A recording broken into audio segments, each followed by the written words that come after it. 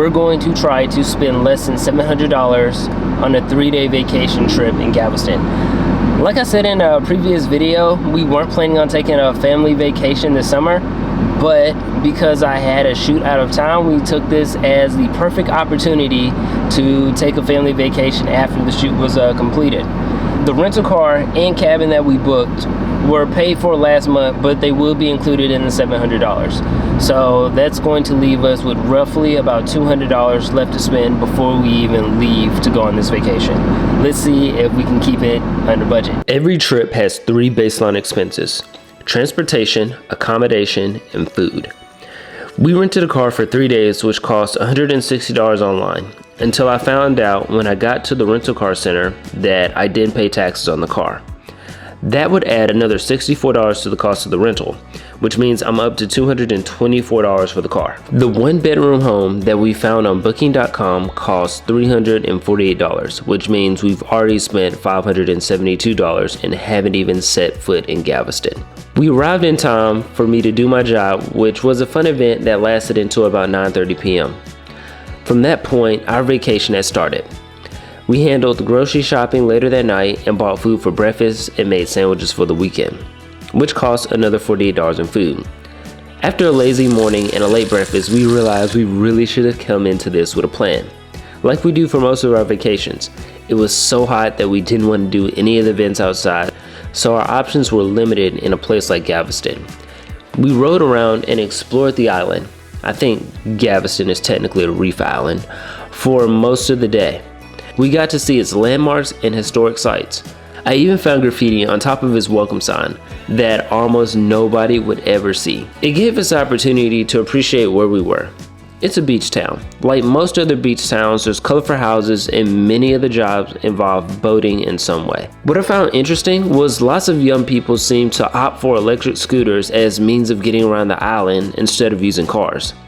I should have taken the opportunity to ask a few if this was a creative way to save money in the local economy that they live in. It wasn't uncommon to see them dressed for work cruising down the sidewalk on a scooter.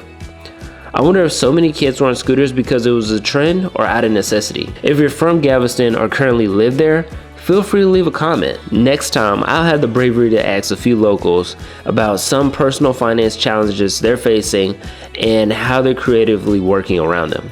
We ended the day at the beach where, despite it being an hour before sunset, it was still hot enough to need to pay for shade.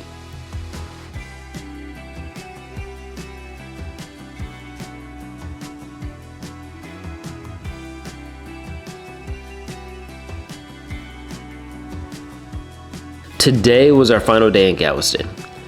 After a quick breakfast, we checked out of our room and headed to the docks to go on a sightseeing and dolphin spotting tour.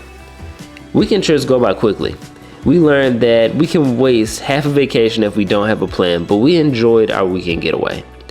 We stopped in Houston for a bite to eat and we calculated our cost. Our vacation has finally come to an end. I had a great time. I hope you did as well.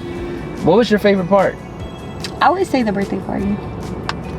That was off camera, but yes, the birthday party was probably my favorite part as well. The whole purpose of this video was to see if we could take a weekend vacation for under $700. I know there's like some costs that just inherently come with the vacation, such as fuel costs for, the vehicle. We decided to take a rental because my car would have exceeded fuel costs for this vehicle and the rental. And then of course you have to have accommodations, someplace to stay. So the vehicle plus accommodations ran about $500. When I got to the rental car place, I found out that I did not pay taxes on the rental when I booked it online, so that was another $60. In food, we went to Walmart and paid a total of $50 for groceries. We ate out one time and doubled the amount that we spent in food, so that was another $50. So that's $100 in total that we spent on food. For gas, it cost about $26 to fill up the car entirely, another $6 that I had to put in the tank for driving around in Galveston, and then it'll probably be another $20 to $26 again to fill up the car. Okay, so far we spent $782 and we still need to fill up one more time. Looks like our weekend trip, we went a little over budget, but we did find out. What did we find out? We need a plan before we come. Yeah, that was the main takeaway, that we do need to plan well. Because we didn't plan this trip, normally we plan like all our trips, and this time we decided to just like Go with the flow and just kind of hang out. And I still feel like we had a great time. The amount of money that you're going to spend on a weekend trip is going to vary depending on where and when you go. In general, I find it difficult to get away with spending less than $700 over the course of 2 or 3 days for a weekend getaway. I'll leave you with this one final question.